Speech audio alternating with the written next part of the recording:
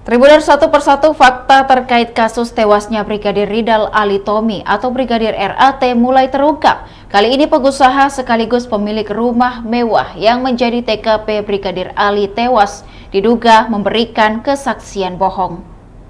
Kesaksian palsu tentang pengakuannya tidak memiliki ajudan dan menyebut Brigadir Ali hanya teman biasa. Berdasarkan informasi dihimpun selama ini, Brigadir RAT tewas mengenaskan di depan rumah mewah Jalan Mampang Prapatan 4, RT 10 RW 2, Kelurahan Tegal Parang, Mampang, Jakarta Selatan.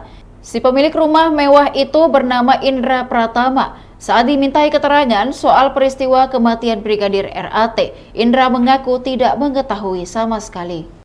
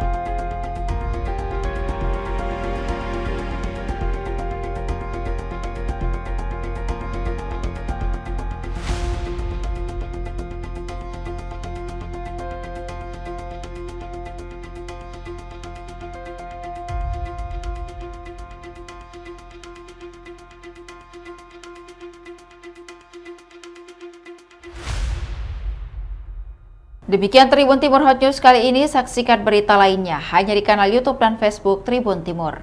Download Tribun X sekarang, menghadirkan lokal menjadi Indonesia.